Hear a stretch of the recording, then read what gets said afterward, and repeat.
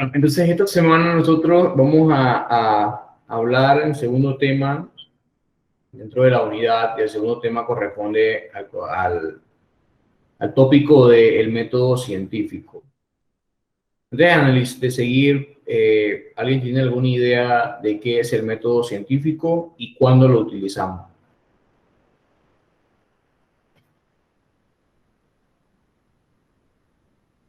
A ver, ¿qué es el método científico? Es como el proceso en orden para una investigación. Muy bien. ¿Quién más tiene otra idea? Algo parecido, algo igual a lo que dijo Andrés, ¿verdad? Sí. Ok, gracias, Andrés. ¿Alguien más tiene una idea?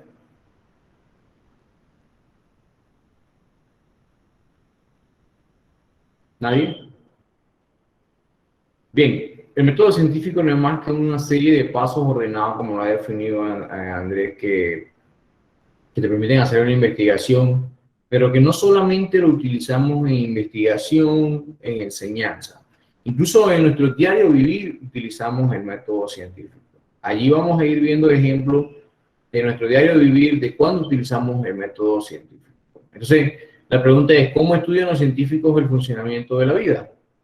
¿De una forma desordenada o una forma ordenada? ¿Qué creen ustedes? Una forma ordenada. Debe ser ordenada. Incluso cuando ustedes, por ejemplo, vamos a ver un ejemplo. Creo que la semana pasada usted mencionaba, o alguien mencionaba, si no me equivoco, era Kenny, que conocía o sabía de cómo se sembraba plantas, cuáles eran las plagas que les caían, hacía toca y demás. Entonces la pregunta sería, cuando vas a sembrar una planta X, cualquier especie, hacemos el limón, ¿sigues un proceso ordenado o un proceso desordenado para poder obtener fruto y que la planta sea viable?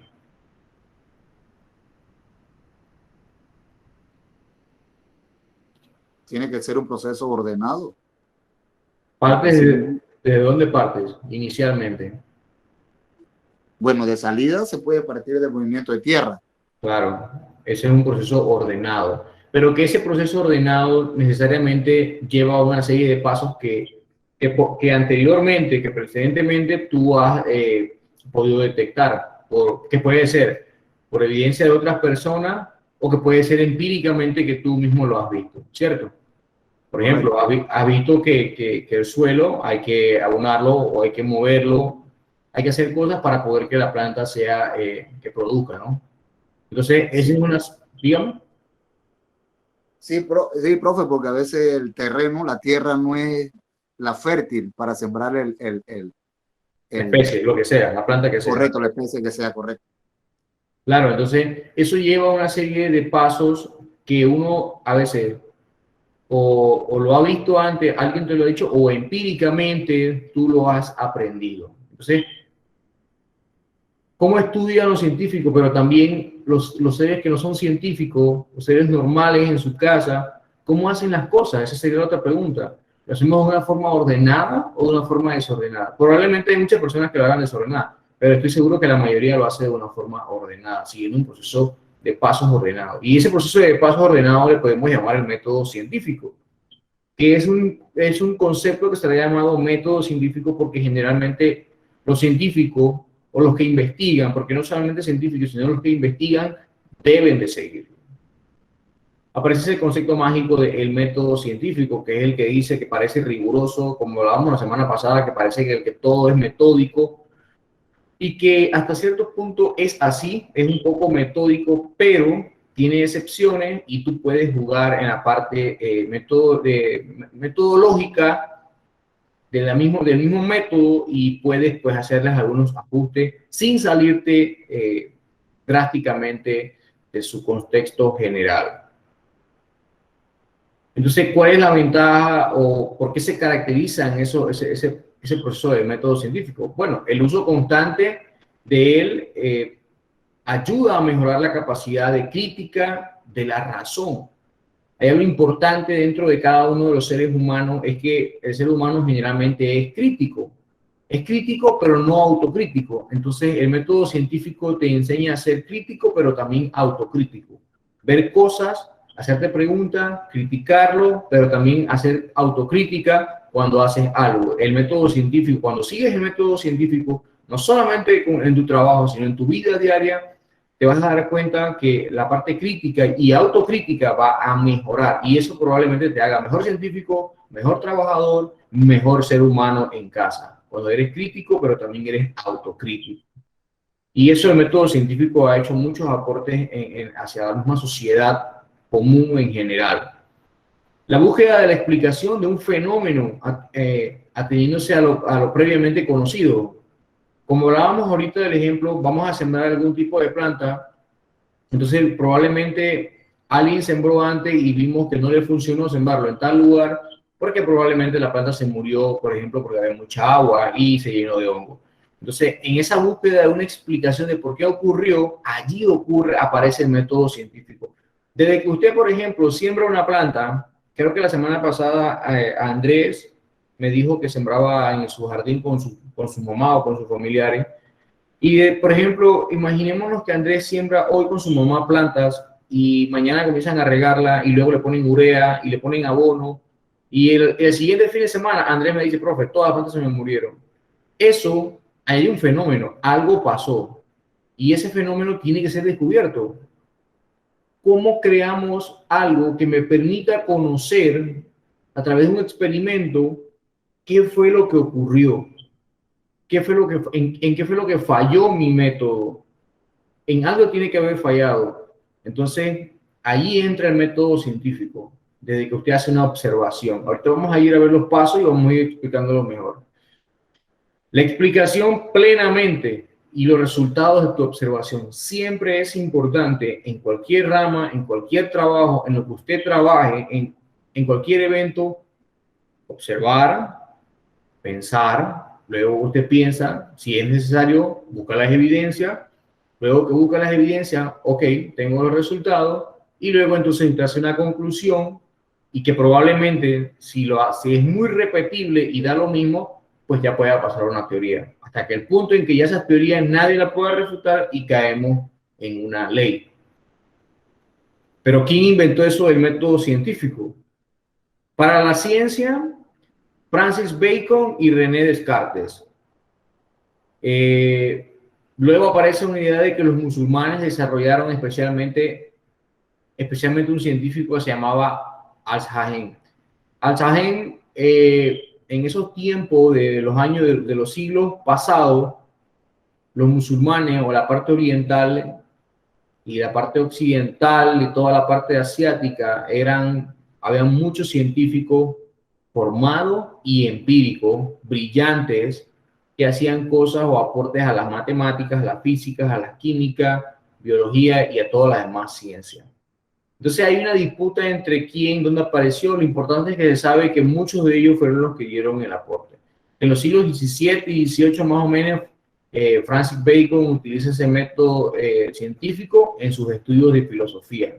Él era un filósofo muy famoso y utilizaba el método científico.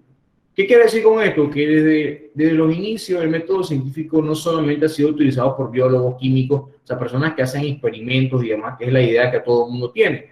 El método científico se utiliza incluso por los profesores de español, debe ser utilizado por los profesores de ciencias sociales, por los profesores de inglés. Todo el mundo debe utilizar el método científico para hacer una investigación, ya sea de tipo social, científica, humanística, económica, de cualquier tipo de índole, debe utilizar el método científico.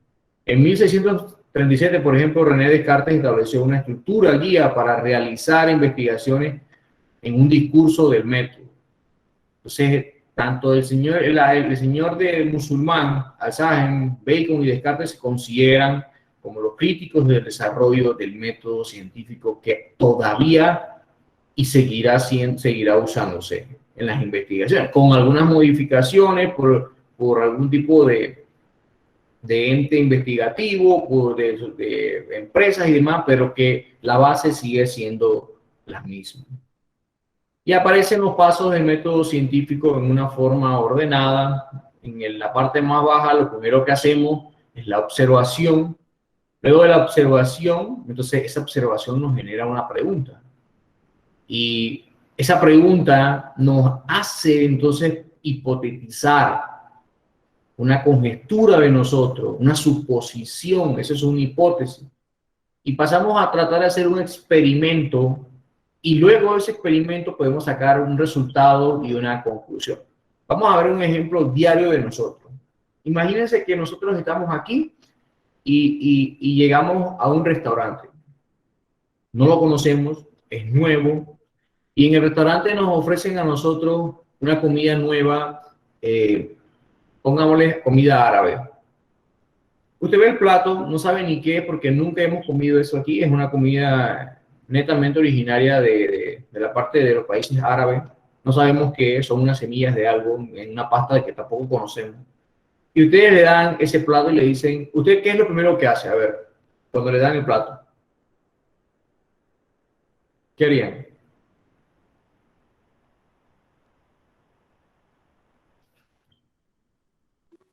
Yo observo el plato y le meto un olfato.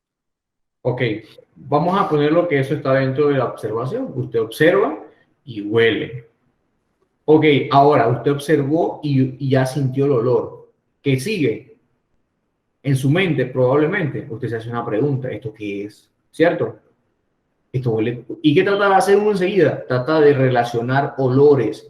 El cerebro enseguida comienza a identificar a qué se parece ese olor dentro de lo que usted tiene almacenado dentro de su cerebro, porque en nuestro cerebro tenemos almacenado ya mensajes para olores. Por ejemplo, nosotros vamos caminando, oh, huele a pollo frito, o huele a puerco asado. ¿Cómo hacemos eso si no estamos viéndolo? Porque ya nuestro cerebro tiene almacenada esa información de que ese es el olor del puerco frito. Es una relación observación-olor. Pero ya llega el punto en que se almacena, en que ya podemos identificar los olores porque están almacenados dentro de nuestro cerebro. Ok, entonces nos hacemos una pregunta. ¿Cuál sería la pregunta? Ya vimos el plato, ya lo olimos. ¿Cuál sería la pregunta?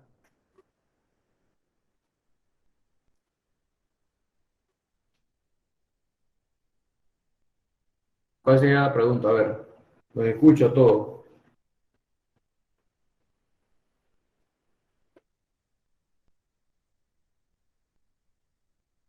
Delary, Kenny, Josiani, Mónica, Andrés, Marisela, Yacel.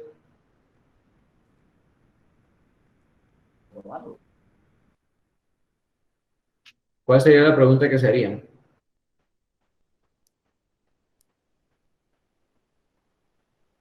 ¿Se fueron?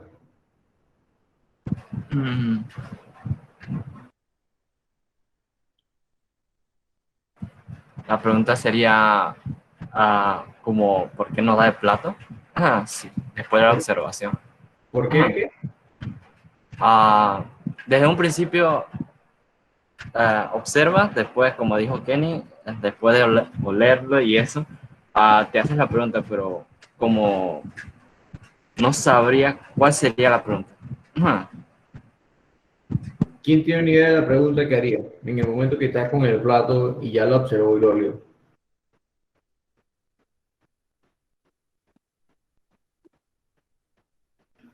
Nadie. ¿Puede ser la comida?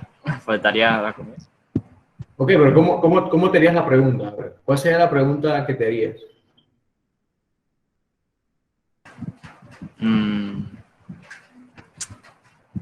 No. No sé, profe. ¿Alguien que tenga una idea?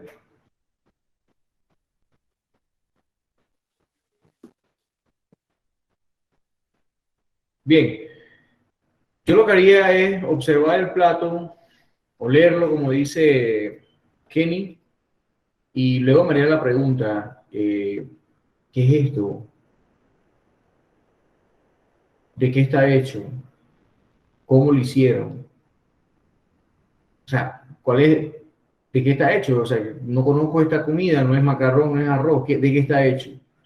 Luego pasaría a un paso número 3, que es hacer una hipótesis, o sea, una predicción, una conjetura, una suposición. Y bueno, basado en mi observación y a la pregunta que me hice, ¿de qué está hecho? Mi hipótesis sería, bueno, como sentí que huele por ejemplo, a pescado, mi hipótesis es que la pasta es una pasta de pescado y que las semillas pueden ser semillas de linaza, por decir algo, ¿no? Por cómo huele. Entonces, pero esa es mi hipótesis. Esa es mi hipótesis. No, o sea, esa hipótesis no es más que una suposición, lo que yo supongo de algo. Ahora voy a pasar al cuarto nivel, que es la experimentación. ¿Cómo me voy a dar cuenta de que lo que yo pensaba es?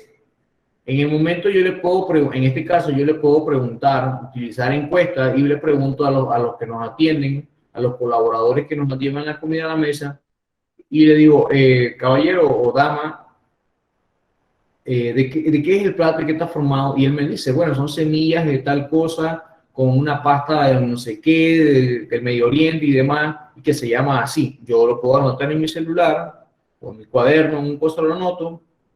Llego a la casa y comienzo la parte de investigación, experimentación, perdón, y comienzo a investigar en internet qué es esto, cómo se llama esto, y qué semilla es, qué pasta es. Y luego en mis resultados compruebo, efectivamente, esta salsa es una salsa que es hecha con pescado, con huevo de pescado y con caviar, y las semillas son las semillas de que yo pensaba de linaza, nada más que es una variante del Medio Oriente. Esos son mis resultados.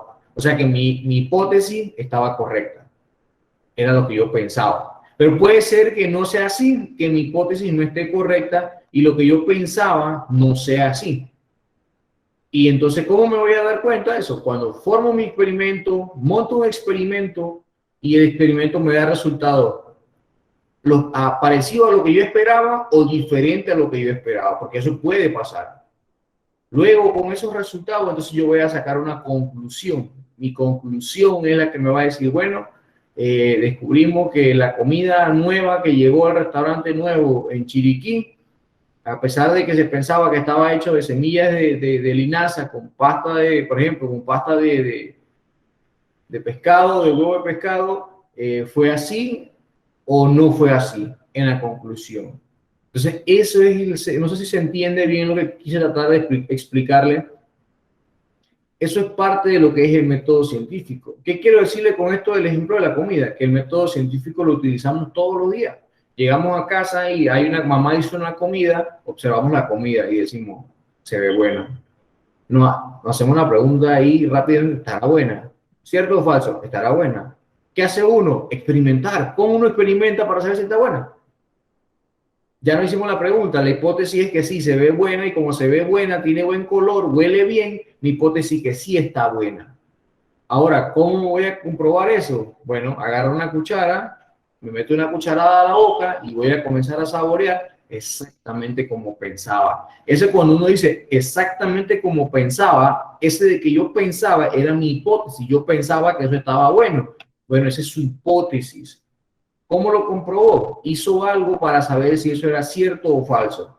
Y lo que hizo fue probar una cucharada de esa comida de mamá y exactamente qué comida más buena. Bueno, cuando usted dice estaba muy buena, como yo pensaba, cuando usted comprobó que la comida estaba buena, ese es su resultado. El resultado, la comida de mamá hoy estuvo muy buena.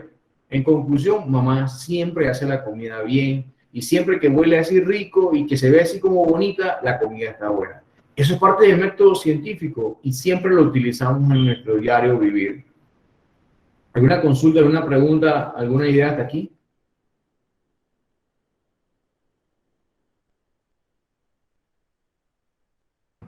De mi parte, ninguna. ¿Está claro No, profe, eso? ninguna. ¿Está claro Sí. eso allí? ¿Seguro? Sí. Bueno.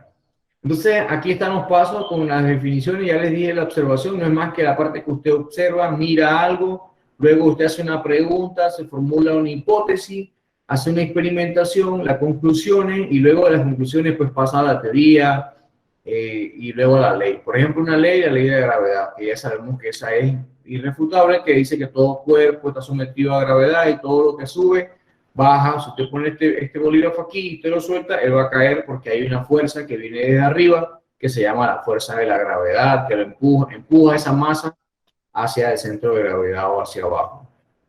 Y el conocimiento científico es importante porque es una realidad y lo que hace es que observa, descubre, explica, predice también y hace conocimiento sistemático de la realidad. Por ejemplo, el COVID actualmente se observó que había personas que estaban enfermándose, se descubrió que era un virus nuevo, que si fue creado en un laboratorio, que si fue en animales, siguen las incertidumbres.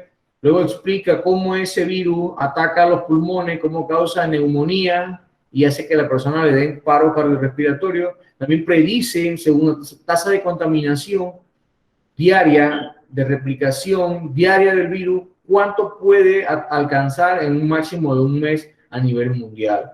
Y eso te permite también conocer, entonces, la misma parte del conocimiento sistemático de la realidad que está en el mundo. Ese es un ejemplo claro de cómo el método científico se utiliza, lo del descubrimiento del COVID-19. Veamos un video aquí rápidamente corto, aquí que sea un corto sobre uno de los científicos de mucha infancia que me avisan si escuchan, que explicó bastante. ¿Se escucha? ¿Se escucha? No, profe. ¿Allí?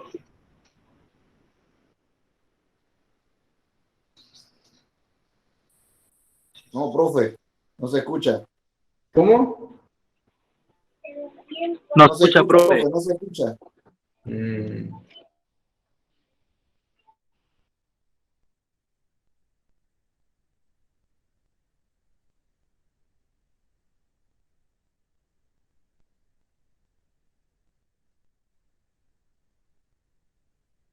No se escucha nada, profe, no se escucha nada.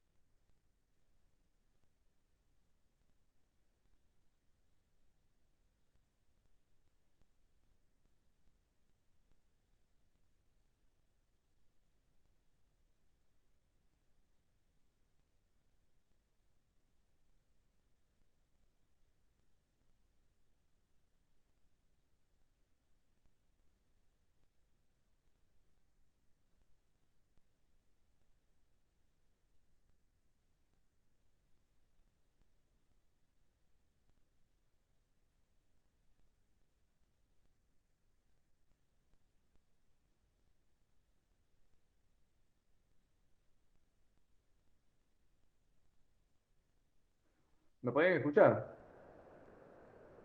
Sí. Bueno, no sé qué pasa nuevamente, que hay problemas con el audio. Lo que vamos a hacer es que yo le voy a subir el vídeo en la plataforma y ahí lo van a poder ver. Pero este es un vídeo corto sobre método científico. No sé si alguna vez alguien vio El Mundo de Big Man. Era un programa que daba mucha educación científica. Yo recuerdo que en mi infancia aprendía muchas cosas del mundo de Big Man porque era un programa muy, pues, de aprendizaje. Uno aprendía mucho de química, de física, de ciencias, matemáticas, y es una forma como divertida de ver las ciencias, pues porque no se escapa de lo común, de la parte en la que entra la persona, explica y demás. Así es que es interesante verlo, ¿no? Vamos a seguir. Entonces, el método científico se utiliza mucho en el conocimiento científico y en la investigación científica, como alguien antes lo dijo. El conocimiento es que usted conoce, usted puede conocer de mucho y usted lee, pero la investigación es cuando usted se involucra dentro de eso. Usted se involucra en la parte de investigación, se involucra en la parte de que tiene que crear conocimientos nuevos para la ciencia, y esa es la parte más importante dentro de la rama de la educación y de la investigación. Y la falsabilidad, una de las características importantes del método científico, es porque a veces muchas personas hacen investigaciones, pero esas investigaciones no utilizan la metodología correcta, no se utilizan los parámetros correctos ni los análisis estadísticos correctos. Y entonces, por ejemplo, Kenny hace una investigación y Kenny me dice, bueno, profe, yo encontré, según mi investigación, usando los pasos del método científico, que al limón lo atacan las hormigas, las arrieras, porque las arrieras se comen las hojas y esas hojas se las comen es para hacer sus casas. ¿Qué creen ustedes? ¿Que eso será cierto o falso? ¿Por qué las arrieras se comen las hojas o cargan hojas hacia los nidos? Esa ya sería una pregunta. Ya después vendría la hipótesis experimental. Ajá, entonces yo vi, miren, yo vi que la arriera estaba cargando la hoja, ¿cierto? Ah, yo lo vi, oye, mira, está cargando está cargando las hojas. La pregunta sería, ¿para qué cargan las hojas? ¿Cuál sería la hipótesis? ¿Cuál sería mi predicción, mi idea? ¿Cuál sería? Bueno, puede ser que lo esté haciendo para comer o puede ser que lo esté haciendo para hacer una casa. ¿Cómo me voy a dar cuenta de eso? Bueno, voy a desarrollar una metodología en la que voy a estudiar por lo menos 100 nidos de esas arrieras y voy a ver para qué utilizan esas hojas. ¿Qué descubrí luego? Descubrí que en realidad lo que hacían ellas era que dejaban las hojas allí y crecía un hongo y de ese hongo es que se alimenta la hormiga. Entonces las personas creen que no, es que se come las hojas porque se alimenta de las hojas. Realmente no, lo que hace es que lleva las hojas al nido y en el nido permite que crezca un hongo y ese hongo es el que ella se alimenta. ¿Sí sabían eso? Profe, Díganme. yo tengo un ejemplo también ahí casi parecido. A ver. En la montaña donde vive mi papá, Uh-huh. nosotros teníamos animales, por ejemplo la gallina, y Correcto. veíamos que las gallinas se desaparecían así de repente. Y nos dimos cuenta que había una águila arpía. Uh-huh. Águila arpía. Y llamamos a Anán. Anán Uh-huh. llamó a biólogos y científicos que fueron allá a la montaña y cogieron el águila arpía y cogieron un pichón. Uh-huh. Y entre ellos, hablando con nosotros, ellos nos estaban investigando. Supuestamente el águila arpía lleva la comida al nido, como usted dice. Uh-huh. En el nido los hijos comen, pero se forma putrefacción ahí, se pudre el alimento que ellos llevan. Claro. Entonces el animal, la ave sale en el bosque a buscar una hierba y esa hierba que él agarra la echa al nido y todo Uh-huh. lo que tiene, un ejemplo, mosca, mosquito, al ratito se van. Y no han dado con esa hierba todavía. No han dado qué clase de hierba que el águila agarra y echa al nido para que se le quite, se vayan esos mosquitos y eso. Wow, es interesante. O sea, que es un insecticida, algo natural. Algo natural que el águila arpía sale entre el medio del bosque, coge una rama y la echa allá cuando ya ve que el nido está lleno de mosca, de gusano, de algo, y todos se van. Y no han dado con esa clase de hoja, clase de hierba que busca el águila. Muy bien, ese es un buen ejemplo del método científico, porque allí nos damos cuenta de que el método científico, tú observaste, luego te hiciste preguntas, o sea, la pregunta sería, ¿qué especie de hierba es esta? ¿Por qué la utiliza? Ah, ya vimos que la utiliza es para limpiar el nido de cualquier tipo de bacteria. Ahora la pregunta es, o sea, de un evento pueden surgir miles de preguntas. Yo podría preguntarme, primero, ¿qué especie de hierba es? Segundo, ¿por qué la utiliza el águila arpía? Y de cada una de esas preguntas puedo hacer una metodología de investigación diferente o similar. Y probablemente pueda encontrar, tengo 5 preguntas y las 5 preguntas con mi metodología pueda responder 2. Las otras no las respondo bien. ¿Qué tengo que hacer? Bueno, cambiar la metodología, buscar otra forma de cómo responder esa pregunta. Eso es lo interesante del método científico. ¿En qué parte fue esto que usted me dijo? Chiriquí Grande, en las montañas. En mi pueblo Okay. se llama, el pueblo de mi papá se llama Oriente. Ok, sí. Estaba arriba de qué árbol, de un cuipo. Profe, ese era un árbol altísimo. Sí, es que el águila arpía le gusta vivir o en los ceibas o en los cuipos. No, tiene un tronco grueso con anillos. Grueso, correcto. Es por el porte del águila cuando llega y extiende las alas. Tiene que ser un árbol árbol bien. Generalmente son cuipos. Bien, ese es un buen ejemplo.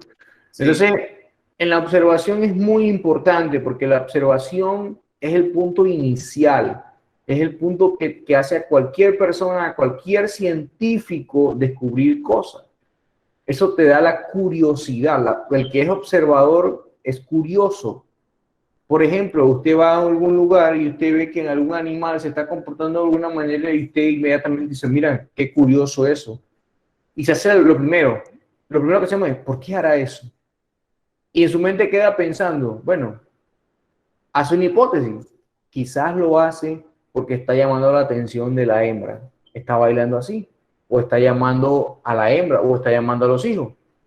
¿Cómo se da cuenta usted que eso es cierto? Con una experimentación. Ah, mira, sí, es cierto. Llegó al nido y llegó la hembra. Ah, entonces sí es así. Estaba cantando, por ejemplo, un pajarito porque estaba llamando a las hembras. Ya me di cuenta que sí.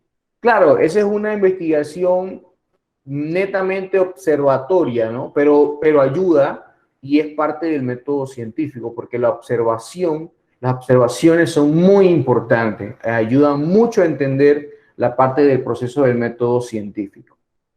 Sí, profe, y eso uno ve que la ciencia nunca termina. No, Nunca, la ciencia, el conocimiento científico nunca termina. nunca termina. Lo que hoy es verde, mañana puede ser verde claro o verde puro y va variando.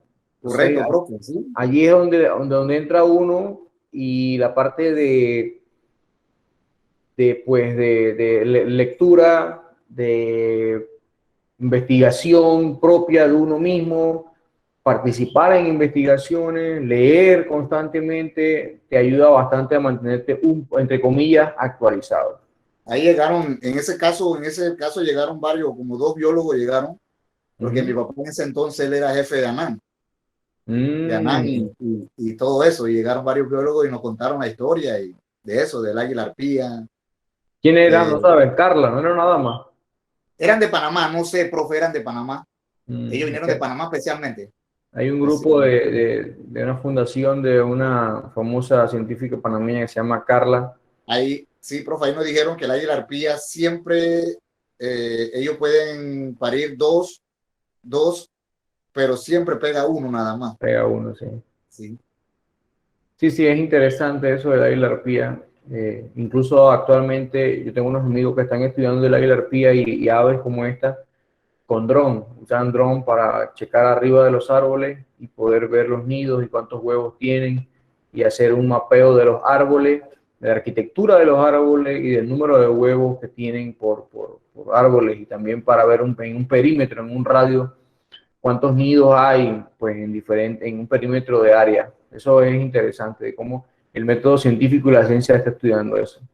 Sí, sí, a mí me gustó porque aparte que vi ese animal que es muy importante en Panamá, también me generó efectivo, profe, porque tuve que alquilar los caballos y eso. Claro, siempre hay beneficios, ¿no? En todo. Sí, sí, sí. Bueno, entonces hay cosas que también a veces aparecen accidentalmente, que no lo crees y que uno lo aprende accidentalmente, no porque se forme, pero por ejemplo Alexander Fleming, un microbiólogo famoso que descubrió la penicilina. La penicilina es un antibiótico que fue descubierto en la Segunda Guerra Mundial, fue efectivo, pues para las personas no se murieran por infección.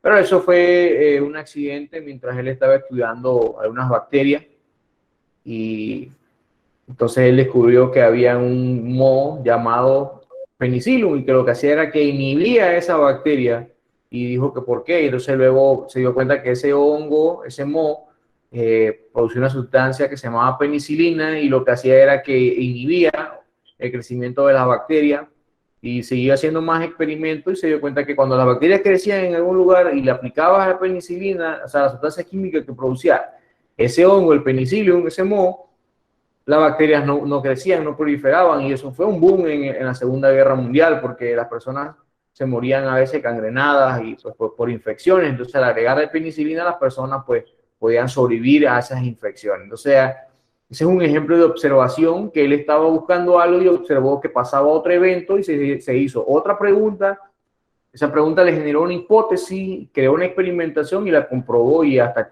el sol de hoy, pues los antibióticos derivados de la penicilina, ampicilina, eritromicina, amoxicilina, todos estos antibióticos son efectivos, y cada vez que tenemos una infección de cualquier índole nos mandan algún tipo de antibiótico, ¿cierto?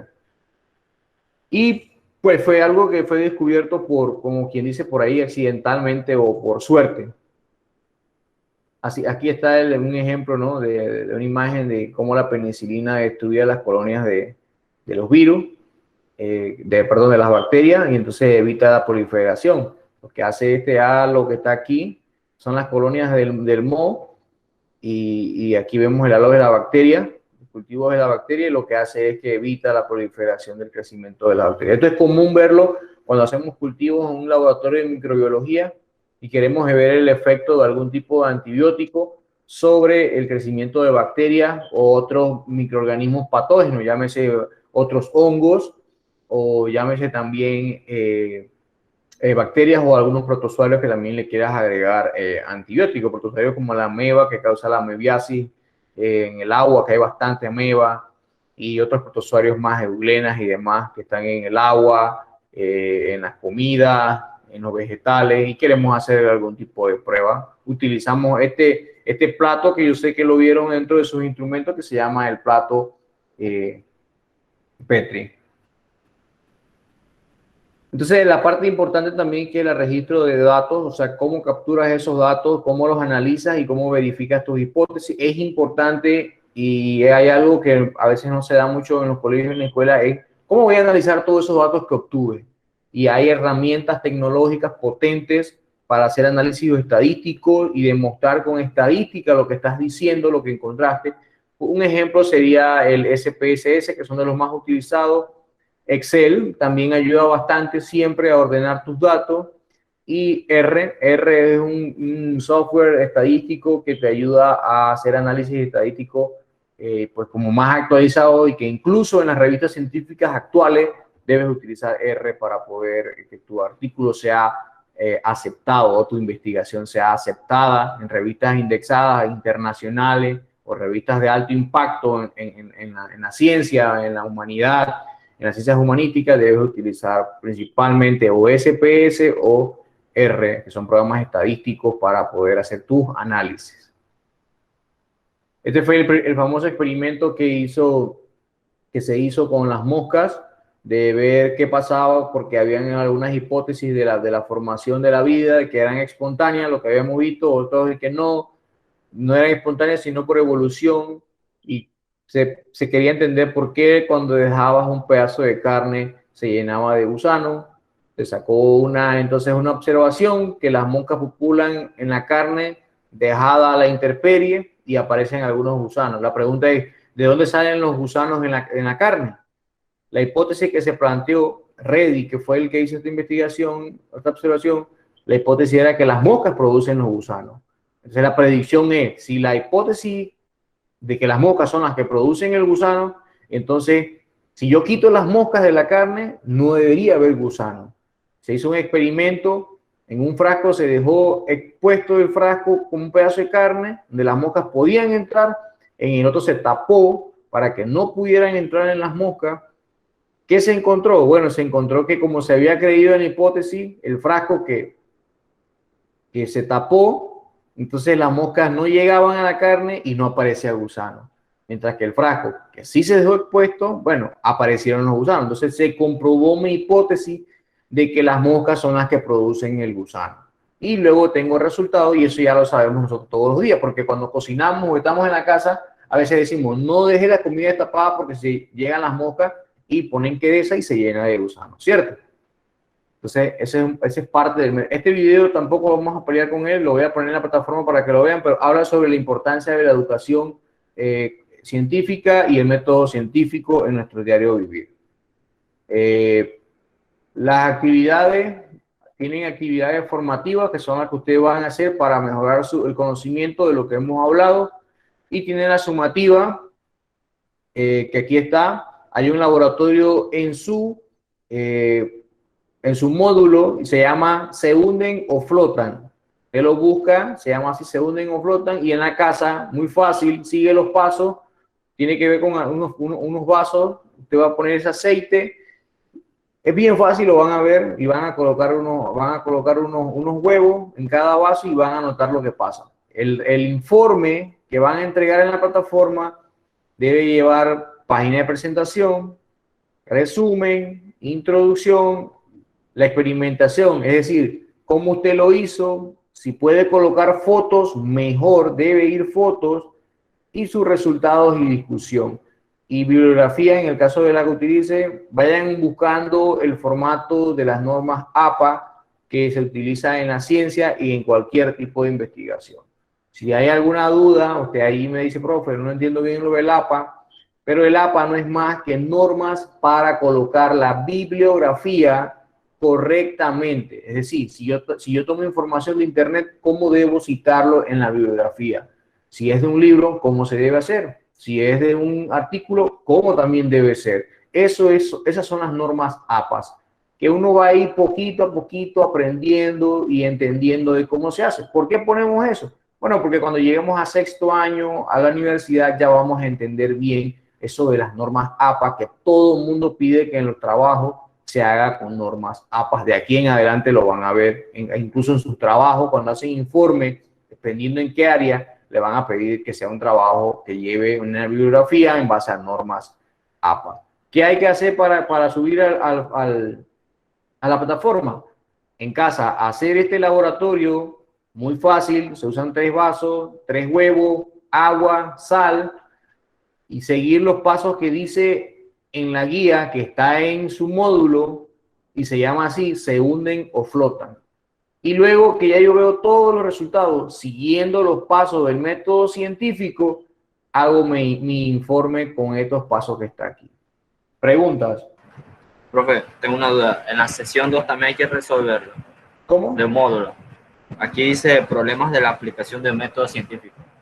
Sí, de todo eso que está allí, eso es una actividad formativa para mejorar, para reforzar. Lo que vamos a evaluar, lo que usted va a subir a la plataforma, que va a llevar una ponderación, una nota, va a ser el informe de laboratorio. Ok. O sea, un solo informe de se hunden o flotan. Lo demás, sí, te ayuda, usted lo puede hacer y te ayuda pues a mejorar, a aumentar los conocimientos. Profe, Dígame. ¿en qué página se encuentra eso? Búscalo en la página del método científico. Ahorita no lo tengo aquí a mano, pero ahí está como en la segunda página donde dice el tema método científico. Página 13. Página 13, profe. Ok, allí está, dice experiencia de laboratorio, se hunden o flotan.